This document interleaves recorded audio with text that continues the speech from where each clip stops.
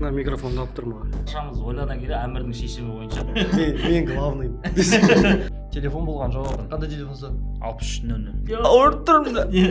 Құсың келіп тұр. Сағат ұрлап кетемін ғой, андай сыртында прозрачный пакеті бар сағат. Абайдың, Мұқағалидың суретін көрсеткенде адамдар танымайды ғой. Тәрбие болса барлығы болады, жаңағы білімді. Просто ерінбеу керек, еңбектену керек. Может быть, өтіп кетер деген ой ғой. Бір бетін бүйтіп көтеріп қоясың да. Ана адамды қарайсың мысалы, қол, аяқ жоқ ода ойлашы. Ассалаумағалейкум достар, құрметті көрермендер. Біздің Басқұр YouTube каналымызға қош келдіңіздер. Арнаға тіркеліп қойыңыздар. Біздерде енді шағын осындай подкаст YouTube арнамызды ашып жатырмыз жаңадан.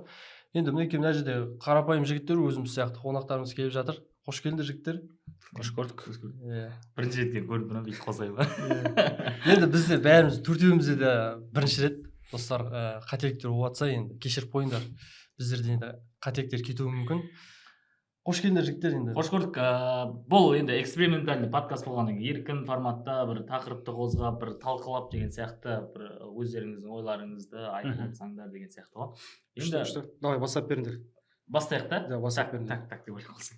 Қазіргі таңда осы подкасттың темасы жақсы дамып жатыр ғой. Қай қалада болса да, қай жерде болса да, көбіне енді жайдарманшылар, тамадалар, әншілер түсіріп жатады ғой. Неге қарапайым жігіттер біздер енді қатты лицом жоқ қой енді танылып жатқан, бірақ та неге шықпасқа деген ой ғой. Олардың миында бар ой, бізде де бар ғой. Бізде де бар ғой. Түріміз болмағанымен. Иә, бізде де шықсақ болады ғой деген. Онда былай жазайық, Қандыағаштың жігіттері алғаш рет подкастта деген сияқты да. Мысалы, Қандыағаштың жігіттері өзіміздің Қанды қаламызды неге дамытпасқа, неге қолдамасқа. Короче, мынаны бастайық. Кішкентай кезімізден Қандыағаштан бастап өстік қой. Қандыағаштың қызықты жерлері бар, өзіміздің естелік, яғни балалық шағымызда өтті деген сияқты. Сол туралы қозғап кетсек, қалай қарайсыңдар?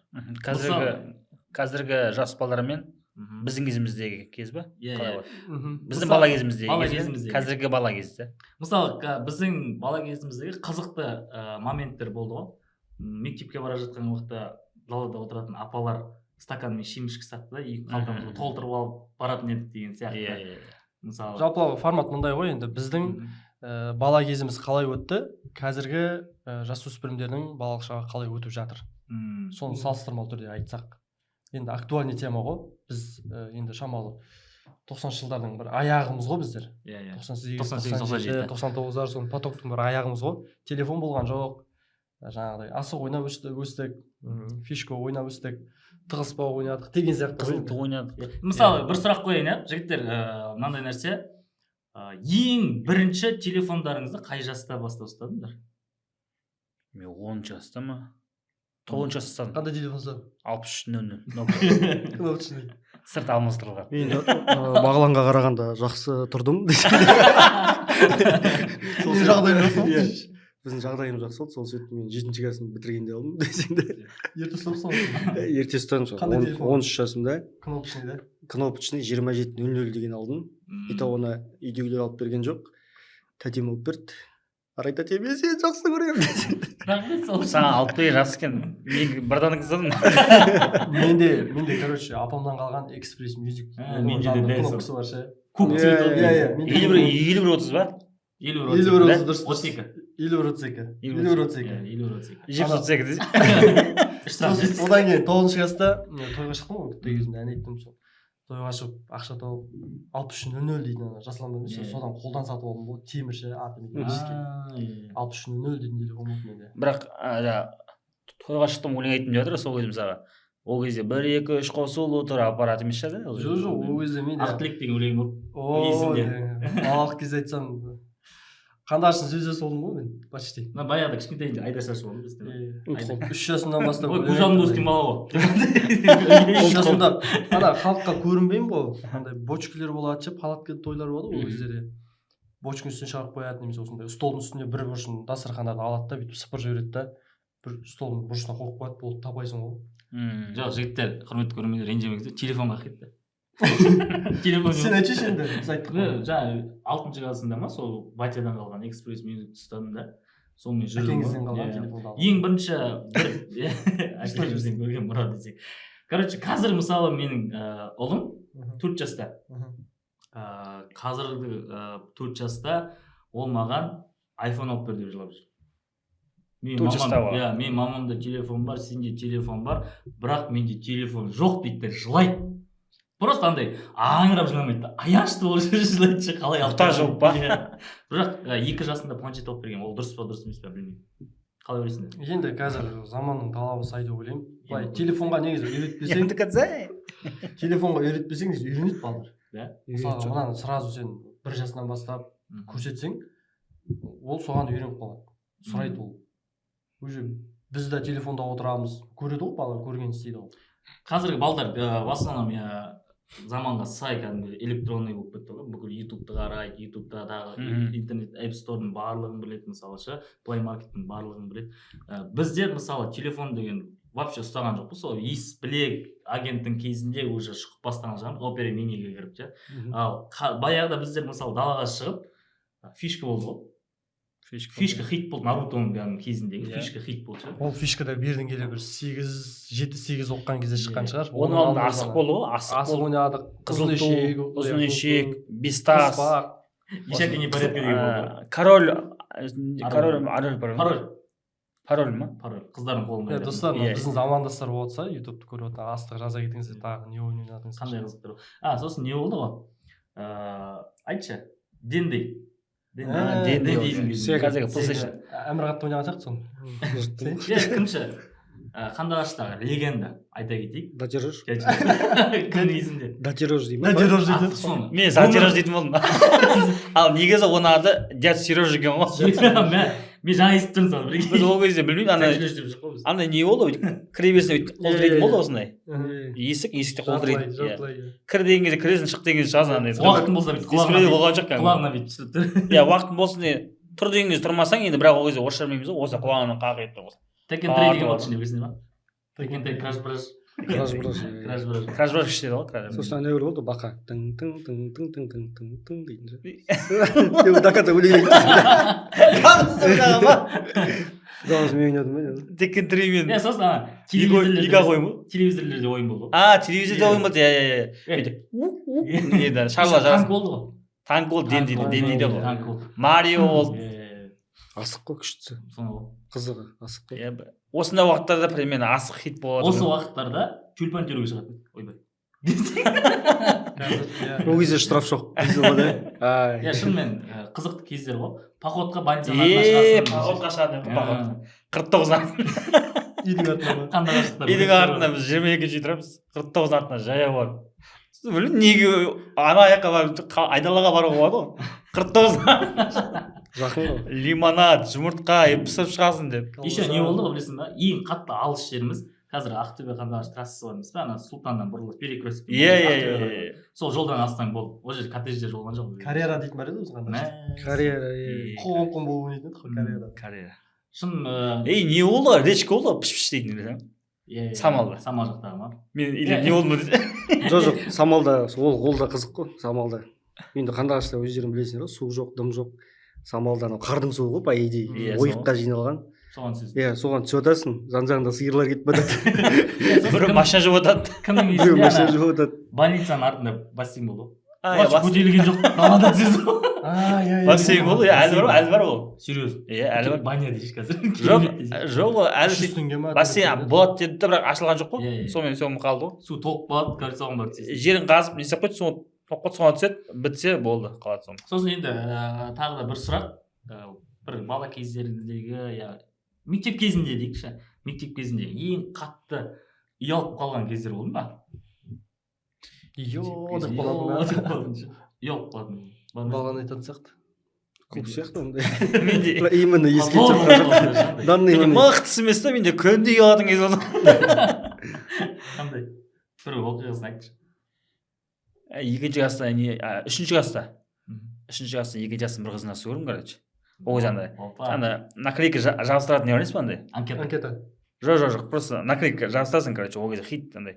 Төртқарадан 20 теңгеден ба сатып аласың, чехуларының суреттері ше. Сөйтем да, короче, бір қыз ұнатамын да, короче, екі ақ бетін екі ортасы болмай ма?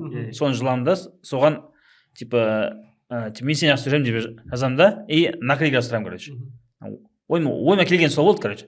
Оны бір соның классасынан беріп жүрмін ғой, елу адам беріп жүрмін. Оны кетті класс ұстап алады да, короче. Еще астына бағлан, типа, осындай класс деп жазып жүргенмін ғой, анағанша. Ауышпын.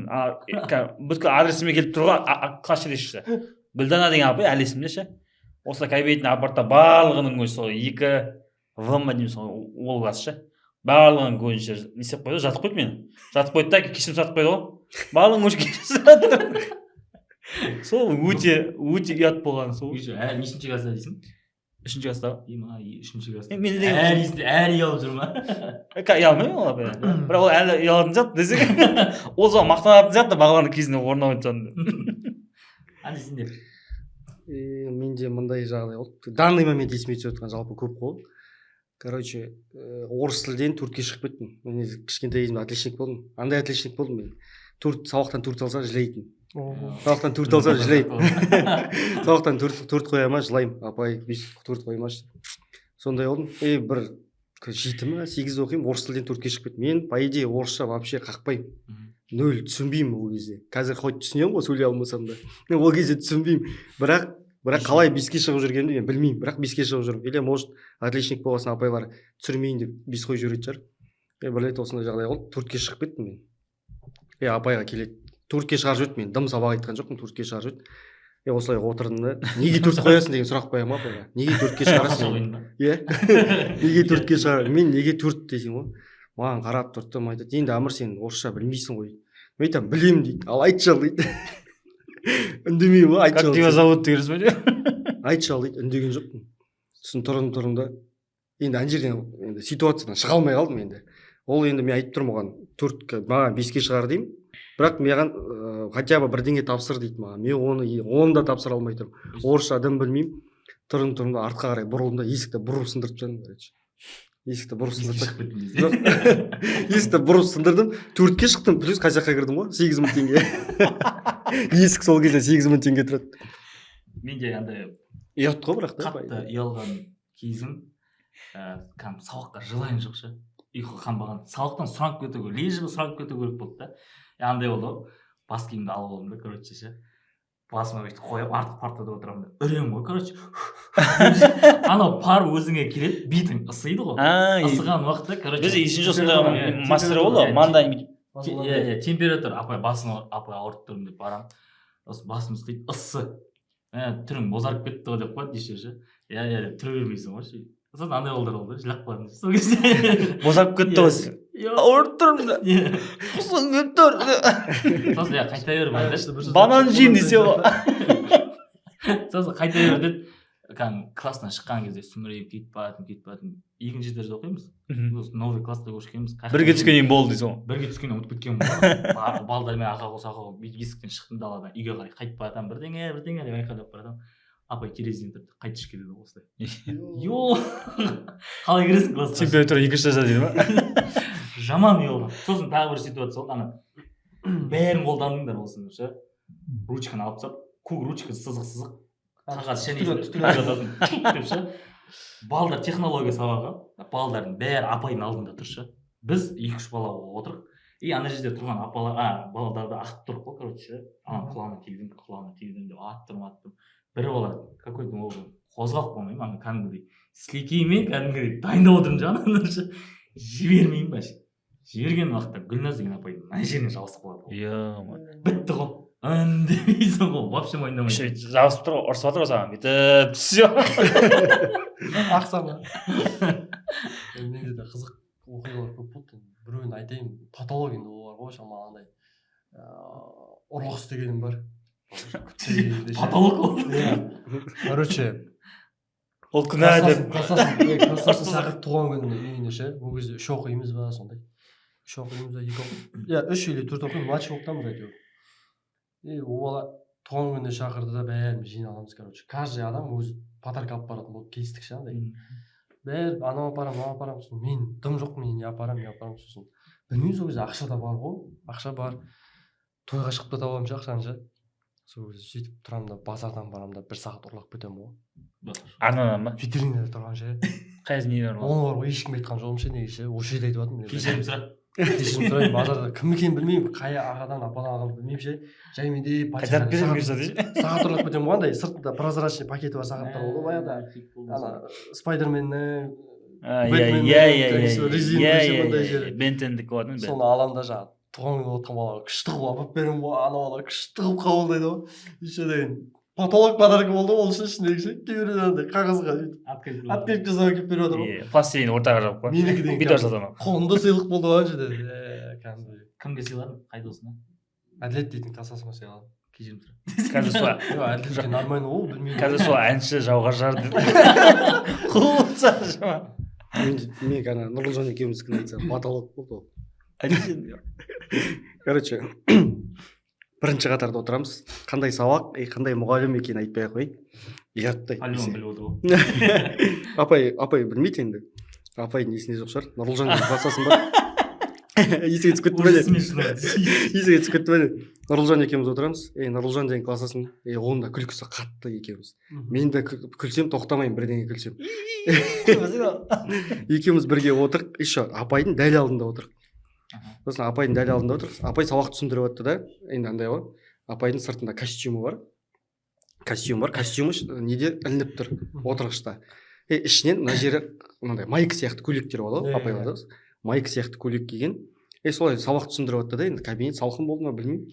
Апай тұрады да жаңағы несі костюмін кигісі келеді ғой, короче. Костюм тұрады, көтеріп қойған кезде аяқтары көрініп қалады ғой, короче. Екеуміз енді тоқтамай күлеміз ғой. Апай енді ыңғайсыз болып қалды ана жерде. Апай түсінбей жатыр. Біз екеуміз енді басымызға көтеріп күліп жатырық енді. Ана бүйтіп көтерген кезде түтіктер көрінеді ғой. Түтік емес ана жерде көп түтік болды. Түтіктер дейсіз. Иә, түтіктер болып тұр да ана жерде. Содан кейін ана қарап Нұрлыжанның күлкісі де мықты, енді екеуміз жарылып жатыр енді. Апай ыңғайсыз болып қалды, еще апай ыңғайсыз болып тұр. Сұрап жатыр бізден не болды деп. Сол кезде енді ана жерден құтыла алмай жатырық қой, енді ана жерде бірдеңе айту керек, неге күліп жатқанымды. Баяғыда ана физика кабинеттерінде ғалымдардың суреттері тұр ма, Ньютон бірдеңе деген сияқты. Соның ішінен бір күлкілі сурет тауып алдық та, типа анаған қарап күліп жатырық деп құтылып кеттік ана жерде. Бірақ енді мықты күлкілі сол жағдай болды. Кеше 10 жылдықта жиналған кезде соны айтып тағы бір күліп алдық. Әдемі жігіттер. Мынау енді тағы да жалғастырып кетейік. Енді салыстырмалы түрде айттық, жаңағы телефонды қай кезінде сұрадық. Біздер енді шамалы телефоннан аулақ болдық. Біздің шамалы тәрбие жағымызда басқаша болды ғой қазіргі балдарға қарағанда. Футбол асық күшті ғой. Далада еркін өстік ше. Мысалы ата-анамыз да ондай қатты қиналғанда жоқ ше қазір ше. Мысалы ішіп кетеді, жегіп кетеді деп қазір мысалы қорқып жатады ғой мектептің балалары. Алматы, Астанаға қарай барсаң мектептің балалары сөйтіп жатады да. Біздің кезімізде ондай редко болды ғой. Болды енді редко болды. Біздің класста ондай балалар болмаған шыны керек ше.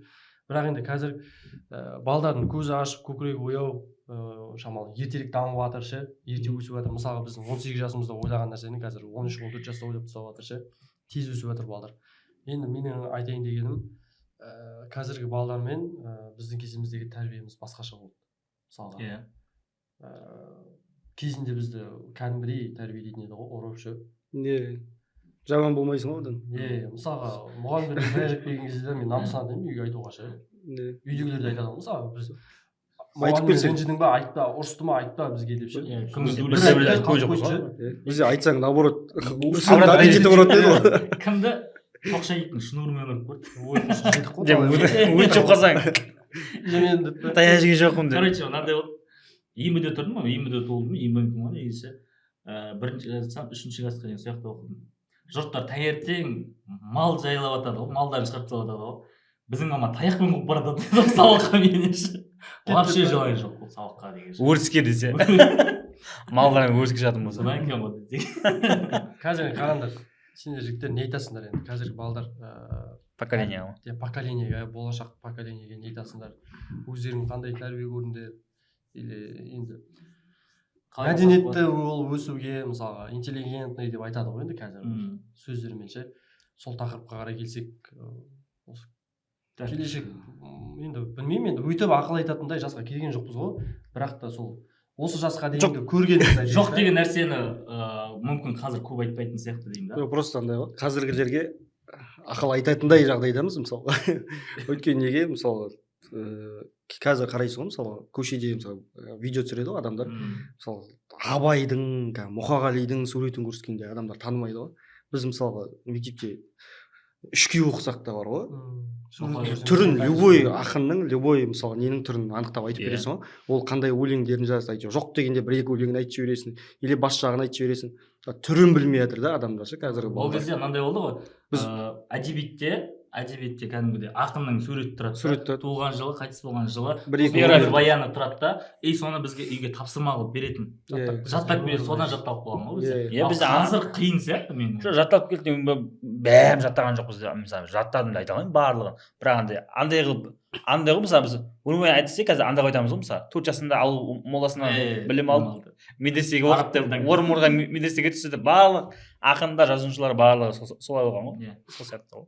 Мысалы қазір баяғыда бізде жоқшылықтың қасында өмір сүрдік қой. Сол кезде сол заманда туылдық да. Жоқ деген нәрсе. Жоқ, мен де бәрі. Қазір қалай айтсам болады, қазір барлығы бар. Мысалы мектеп жаста біздер жаңа айтып жатсыңдар, 13 жасымызда жаңа 6 оқимыз, 7 оқимыз, 8 оқимыз, 9 оқитын кезімізде бірінші рет телефон ұстап көріп отырдық дедіңіздер. Қазір мектептің кезіндегі заманда, мысалы мектептегі балдар мобилограф болып ақша табады. Мысалы деймін да, өзі дамып кеткен, өсу өзі. Біздің кезімізде металлом, бұтуық тапсырған сияқтымыз ғой, сол кезде ғой. Сол кездің біздің ақша табуымыз солай болды да, кәдімгі еңбекпен болды да.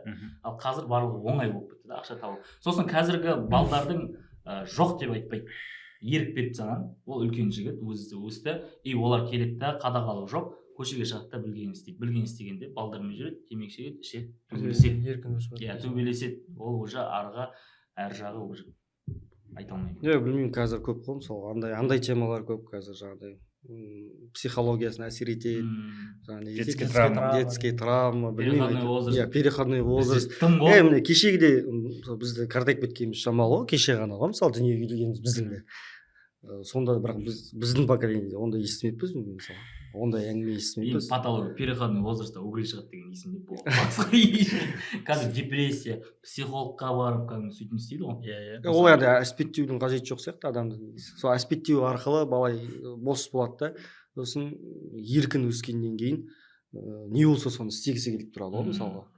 Сосын мысалы таяқ жемей өскен балдар көп бұзақы болады сияқты, өйткені мысалы таяқ жей өскен бала таяқтың қанша ауыр екенін, ауыратынын түсінеді ғой мысалға. Ал таяқ жемей өскен бала оны білмейсің ғой, сен таяқ біреуді ұрған кезде оған ауырады ау, оған мысалы бір жері, мысалы ол сен адамдардың барлығының денсаулығы 100% емес қой. Мысалы ол адамның сен ұрған жері ауырады шығар, мысалы білмейсің. Сондай миы жетпейді ау деймін ондайға дейін. Мынандай нәрсе ғой, мысалы қара, оны ата-ананың тәрбиесі деп айта алмаймыз. Ата-ана үйден по-любому балам жаман болсын демейді ғой. Саналы. По-любому ол бала деген үйінде барлығын айтып отыр, ол главный байланысты, ортасына байланысты. Қазір шынымен мысалы ішетін балдармен жүрсең, сен де ішесің, намаз оқитын балдармен жүрсең, сен де намаз оқисың, көшеде төбелесетін балдармен жүрсең, сен де төбелесесің. По-любому ол нәрсе деген кетеді. Мен мысалға ішетін балдармен жүрдім, намаз оқитын балдармен жүрдім, ішкенде жоқпын, намаз оққан жоқпын деген жатты ғой. Санаға байланысты ғой сол. Сен өзің таңдап тұрсың ғой, округің дұрыс па? Мынаны істеген дұрыс, маған істеген ұнайды, ұнамайды. Иә, өзің танып тұрсың. Кейбір балдар ғой, ермей ғой, кейбір балдар. Көрейінші деп просто көреді да ше. Ұнақ болады. Просто сосын андай да болмайтын сияқты, маған кажется. Білмеймін енді. Ол дұрыс па, бұрыс па ше, мысалға менің балама типа ешкім сөйлемейсің, менің балам. Иә, мысалға живой пример мысалы көресің да, мысалы сөйтіп менің балам деген балдар бірдеңені бүлдіреді де, баланың сөзін сөйлеген сайын ол бала шамалы құтыра бастайды ғой уже. Қолдаған сайын. Бұрындары мысалға мұғалімге бірдеңе айтсаң, үйден ауырады, өзің айқайлайды, өзің тұратын еді ғой мысалы, сен қашаннан бері үлкенге сөйлейтін болғансың деп. А қазір не ол мысалы мұғалімсің, мұғалімге оқушылар боқтайды, смело видеоға түсіріп алып салып жібереді. Оған заң жаттап алған ғой. Ата-аналар ол кезде де заң болды біздің кезімізде, бірақ біздің кезде шамалы ұят болған сияқты. Жоқ, шамалы ұят қой ол мысалы. Балдар бірдеңе істеп қоятын болса ғой, классқа ата-аналар шақырады ғой. Ата-аналар біз тұратын еді ғой келіп ше. Апайлар вообще сөйлемейтін еді ғой. Қазір деген ата-аналар чатта отырады, бірдеңе оқып қалса жіберіп отырады. Қазірде заң мықты болса уже сотлап отырады. Сосын мынандай бар, не бар да? Бітірмей-ақ. Менің бала кезімде мысалы, менің әкем андай тәрбие берді да, жұмсады да мен ше, қолымды тигізген жоқ вообще ше. Бос уақыт вообще болған. Дұрыс, сол дұрыс. музыкальный школаға өтіп жатады, футболға өтіп жатады, бос уақытта тойға алып кетеді ше. Тағы бос болып жатса ана бір достарының үйінде, бір тумаларының үйінде бір жаңағы жазда огород жер тебу, сол жаққа жібереді. Ауылға жіберіп қояды ше, мал бағуға ше. Вообще қолын босатқан жоқ та, бақат етіп вообще кәдімгі өйстіп кәдімгі рисовать етіп тастады ғой адам ше. күтте бірдеңе айтса тек шолып кетіп ана ше. Дайын тұрасың ғой бір жұмсағанын жақсы көріп тұрасың да уже ше. Сондай негізі қазір жастарға да айтып отыр ғой, бүкіл шара ұйымдастырса осы уақытын тиімді пайдалану мақсатында. Сол нәрсе ғой. Бірақ просто андай қазір бәрі қолжетімді болғасын адамдар ерінетін сияқты. Мысалға бұрын, например, қазір деген интернет бар ғой, мысалы балаға сабақ білім алуға, білім алам деген балаға бәрі қолжетімді ғой. Интернеттің ішінде бәрі бар, не керек мысалы. Оны барып, біз қалай айттық мысалы, кітапханаға баратын едік. Энциклопедия іздейсің, мәнжазбаны қолмен жазамыз мектеп кезінде. Мысалы баға тапсыру үшін, ол туралы мысалы мектепте кітаптың ішінде кішкентай ғана ғұмыры тұрады, мысалы ақын жазу үшін. Энциклопедияның ішінде көп мысалы ақпарат болады. Соны алу үшін біз энциклопедияға барамыз, жазамыз, қолмен жазамыз. Қолмен жазу ол есте қалады деп, қолмен жазуға тырысамыз барынша бір-бірімізбен ше. Жоқ та просто, жоқтан бар нәрсе создавать ететін едік біз. Қолмен суретші болса сурет салғызамыз. Шамалы ақындық, шамалы күтте қасиеті болса соған өлең шығарамыз. Андай бірге жұмыс жасайсың. Толықтырасың ғой. Иә, толықтырасың, бір нәрсені толықтырасың. Қазір не ол, бір ретте мен мектепте мұғалімімді көріп қалдым. Музыкадан беретін ағай ғой. Ол айтады, мысалы, баяғыда күшті еді дейді, сендердің кезінде дым жоқ болды дейді. Сендер өздерің іздеп келетін едіңдер бізді дейді да, мысалы. Студия жоқ, дым жоқ, өлеңді өздерің тауып аласыңдар, минусты өздерің тауып аласыңдар. Өлең айтайық, бір іс-шаралар болса мектепте сода көрсеткіміз келіп, өзімізді көрсеткіміз келіп, дайындалып. Қазірде бәрі бар дейді, мен адамдарды таба алмаймын дейді. Сен өлең жақсы айтасың, сенің даусың күшті, келші, сен өлеңді жақсы оқисың, сен айтшы деп артынан жүгіріп жүрсің. Оларда желание жоқ уже. Бізде мысалы қазір баяғыда күнделік толтыратын едік қой, ата-анаға қол қойғызып. Қазір электронный ғой. Ата-аналар автоматты түрде үйде отырып сен күнделігіңді қарайды. Мысалы күнделікке баға қояды, электронный қояды да, баға қояды ше. Сосын шын қазір балдар еш нәрсеге қызықпайды ғой. Біздің қорықпайды ештеңе. КВН-ге мысалы біздің КВН-нің кезі білесіңдер ғой, өздерің көрдіңдер ғой, өздерің ойнадыңдар. Сол КВН-нің кезінде қаншама адам деген полный тұратын еді культурада. Иә, қызық еді да бізге. Бізді ізденесің, әзіл шығарасың, өзінше еліктеу болды ол кезде. Назараудар хит болып жатқан кезде кәдімгі соларға костюм киесің, шаштарымызды қудыртып ше. Сақал содан шыққан ғой. КВН Бакенбардтан бастады ғой, білесіңдер ма? Бакенбард үш қыл. Мысалы, ол да қызық та. Бос уақытында кәдімгі осенний бал қалай болатын. Алтын микрофон, 2 жұлдыз. 2 жұлдыз. Содан кейін бүкіл концерт біткеннен кейін үй жаққа жаяу қайтып. Лимонадпен фантазия печенье. Масламен қызықты көреді, барлығы газельмен қарайтындар. Стадион жаққа ана нені стадион жаққа қарай неге баратын? Парадқа баратын едік қой. Немес военкоматтағы немес, парк емес, военкомат жақтағы парк. Сол жылына бір рет тірелетін ғой сол военкомат паркте. Қазір олар жоқ сияқты сол военкомат. Бар. Бар ма әлі? Ауған соғысының нелері тұр. Жақсы жігіттер әдемі әңгіме кетіп жатыр. Иә. Бос әңгіме етпек, енді қараңдар, осы видеоны көріп отқан, енді өсіп келе жатқан балдарға не айтамыз? Поколениеге мен всегда айтамын, өйткені 4 жыл мұғалім болдым.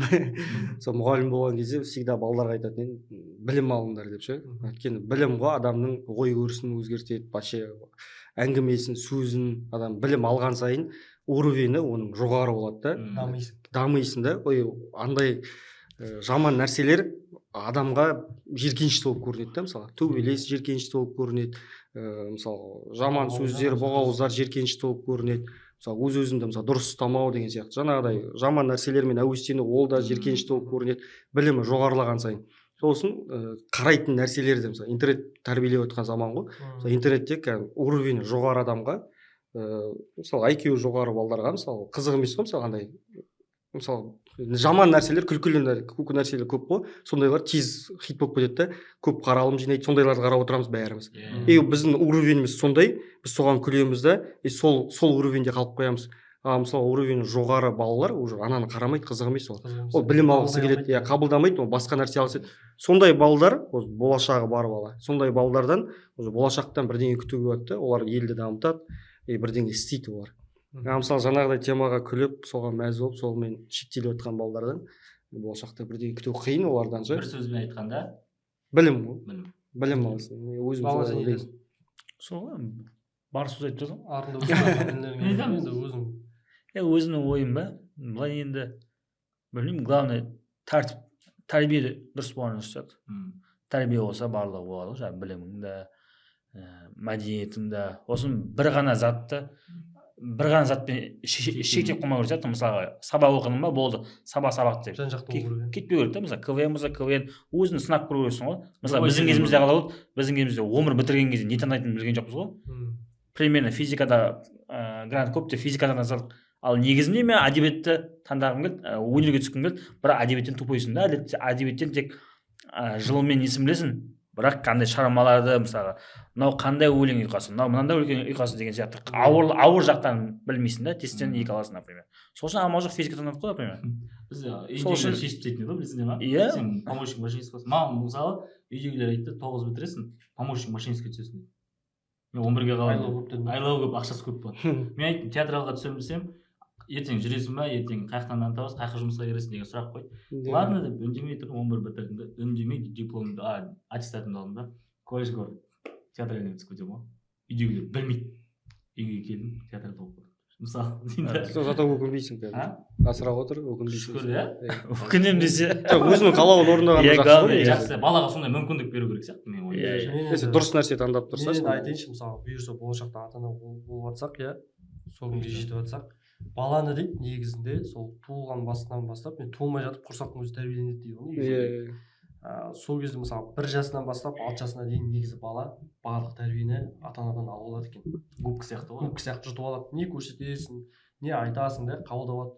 Сол 1 жасынан бастап 6 жасына дейін мән беріп тәрбиесіне кәдімгі детальный балаға серьезно адам ұқсатып қарап тәрбиесін беріп жүру керек. Уже 6 жастан кейін ол бала уже қабылдау қиын ба? Басқа жақтан алады уже, көшеден алады, мектептен алады. И сен уже 6 жастан кейін ол баламен отырып уже тәрбие беретін уақыт болмайды сенде. Біріншіден ол бала мектеп, екіншіден де жұмыс ата-анасында.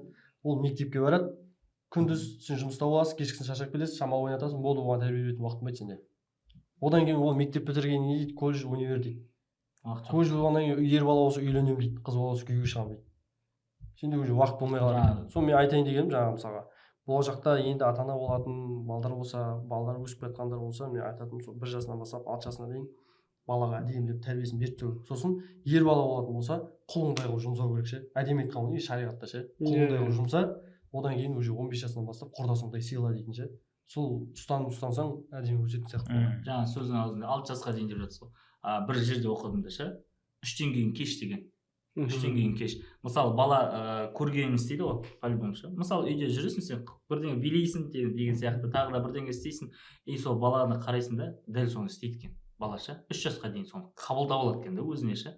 Ол кезде уже сен жақсы тәрбие беріп, жақсы қимыл жасап, өзіңді күшті қылып ұстасаң, бала да дәл солай қабылдайды. Мысалы мен балам, мен постоянно байқасаңдар, мен постоянно шашымды тарап укладкамен жүремін ше. Мен ұлым қазір 4 жаста, бұйырса 5-ге толады. И ол да солай. Папа шашын тарап бейші. Папа ана шашқа шағатынды жақпейші. Дәл соны көріп жатыр да уже ше. Сен қалай жүресің үйде, өзіңді қалай ұстайсың, бала да дәл солай өседі. Поколение солай. Мысалы мен айтатыным, қазіргі артымызда өсіп келе жатқан жастарға еңбек. Просто ерінбеу керек, еңбектену керек.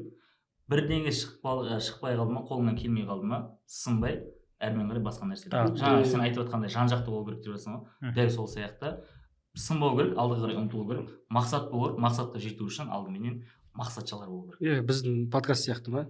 Біздің подкастта еңбек қой. плюс мысалы не шығатынын білмейміз ғой, кіре ма бұл подкаст, кірмей ма, біз бірақ сынбаймыз.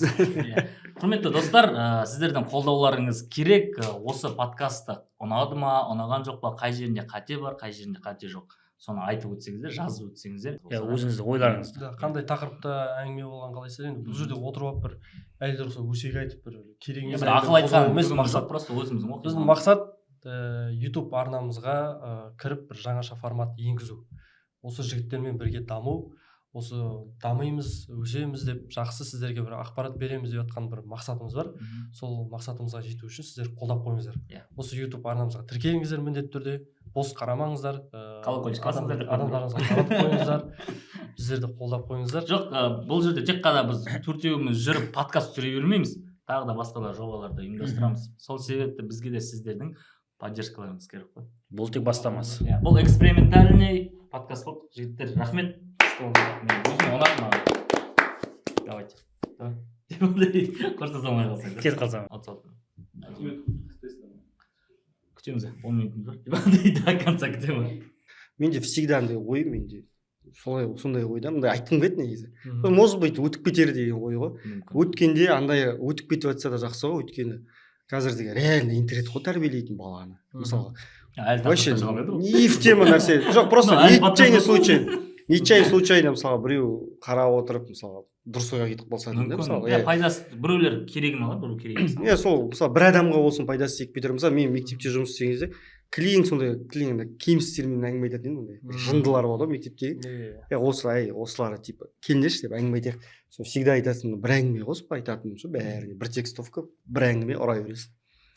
Бұлар не істемесе екен деп. Сосын жаңағыдай сосын жақсы нәрсемен көтерілу қиын. сосын әңгіменің арасында бар ғой, қоршаған орта негізі қатты влиять етеді екен ше адамға ше.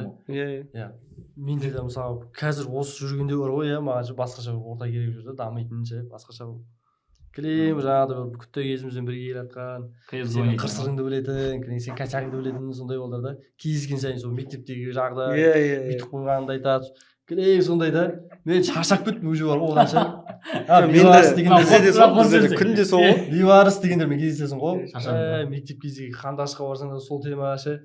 Енді не айтады енді сол ғой енді. Біздікі күшті, басы бизнеспен басталады, біздікі ше кәм. Бос жүргеніміз болмайды, жасымыз 30-ға келді. Бизнес бастайық деп солай басталады да, ар жағы қолдағың келеді мысалы, балдармен ашқың келеді деп несейсің ғой басында. Қиялдайсың. Бастайсың, әдейі бастайсың негізі ше. Ақыр соңында болды. Бұрын сен бүйттің ғой, бұрын сен бүйттік қой деп. Ол неге білесіңдер ме? Ол баяғыда өсіп жатқан достар ғой. Оларға ештеңе жасыра алмайсың сен бар ғой. Мен қазір классасың айтшы мысалға, мен былай істедім бе? Жоқ, біледі ол сені бар ғой, сол кезде солай өскеніңде бәрін біледі, ол күттейінен бірге жатқасын. Поэтому жаңағыдай ғой, өсе келе среда дейді жаңағы, орысша айтқанда среда дейді да, ортаны қоршаған ортаны ауыстырып беру. Сосын кітап оқу керек, жігіттер, кітап оқыңдар. Тіл дамайсыңдар шынымен. Мен алдында бір кітап алып едім, сатып алсам оқитын едім, что-то. Мен датао мотивациям түсіп кеткен, сатып алдым, оқыған жоқпын. Айтып жүрейінші, сосын алған кітабымды бар ғой, кәдімгі жазасың ғой, конспект қылып ше, баяғыдай ше, кәдімгі конспект жазып қойып, күшті көреді ғой. Кітап оқып ұйықтап қойды. Миыңды алып қояды. Ол бар ғой, қызық еместіктен ол. Қызық болса бар ғой, ұйқың келмейді ше. Жоқ, баяғыда студент кезінде оқитынмын ше. Ана қинап оқитын едім ше, осылай қоямын бетіне. Бір бетін бүйтіп көтеріп қоясың да. Ұйықтап қаласың ба? Ана бүйтіп жалы ұйықтап отырсың. Және қызық болса оқисың. Мысалы мен махаббат қызық мол жылдарды оқып оны полный бітірдім. Дүние керуен дейтін бір подарок берген кітап болды ше. Болды, басында кіріспеден бастадым, болды, қалды. Әлі оқыған жоқпын. Жоқ, жігіттер былай ғой, әртүрлі тақырыпта оқып көру керек кітапты ше. Бизнес, тарих, әдебиет или абайдың қара сөздерін да әртүрлі салада оқып көріңдер. Жоқ, біткен жоқ. Әртүрлі салада оқып көріңдер. Әртүрлі салада ше. Сол кезде саған қайсысы жағымды, қайсысы саған ұнап тұр, қайсысы кітап саған кірді более. Сол жағына қарай дамиды уже. Қандай мотивационный кітаптар оқыдым. Кешегде мысалы маған мысалы сол жетістікке жету жолы дейтін кітап алдым онлайн ше. История успеха. Кемел адам ба? Кемел адам оқыдым. Соны оқыған жоқпын, мақұлдың көзі соны. Кемел адам ба? Күшті сияқты сол. Мақтады негізі. История успеха. Кішкентай бір сөздер болды ғой. TikTokта хит болды. Айтшы. Жандай болғаттық ма? Кішкентай бір сөздер. Қандай сөздер? Мағынасы бірақ терең. Кітап па? Иә. Аққұйын. Аққұйын. Аққұйын. Да? Аққұйын деген кітаптың ішінде. Білмесең де айта берсің. Оқыдым дейсің. Аққұйын маған ссылка берді. Бірінші бөлім, екінші бөлім әдемі. Бір сағат берді. Мен де просто алдында бір кітап алдым. Оны оқығым келген вообще себеп, ана білесіңдер ма? Қолсыз, аяқсыз дүниеге келген бір Америкада бір адам бар ғой. Мықты мотиватор ше. Соның кітабын алдым. Неге алдым мен оны айтайын ба? Мысалға кей кезде вообще өмірден түңілеміз ғой ше. Любой адамда болады сондай депрессия түсіп кетесің ғой бір. Сынасың ғой, например. Сол сынған кезде кәдімгі ё-ма не болып кетті менің өмірім деген сияқты ше. Ана адамды қарайсың мысалы, қол аяқ жоқ ода ойлашы, сондай адам андай жетістікке жеткенде бүткіл жер сау, мен неге жетпеймін деген сияқты андай мотивация береді да, анау ше. Просто ананың суретінің өзі мотивация. А кітапты оқыған кезде негізі басын күшті бастап едім. Мен пойызда оқу керек ғой деймін, пойызда кетканда оқып едім сол кітапты. Пойызда амал жоқ, сет жоқ болғасын оқисың ғой. Пойызға сет қондырмау керек десейші. Мысалы мен еміне алдында келген кезде ана кітапты кәдімгі 33 бетке ба оқып тастадым кәдімгі. Қасымдағы стан қалды, сен кітап оқисың ба дейді. Сол жігіттер уақыт болыпты. Сояқ, астата. бүгінгі подкастымызды аяқтайық. Баршаңызға рахмет тыңдағандарыңызға. Иә, Иә, давайте. өтіп кетсе екен күшті ақ болды.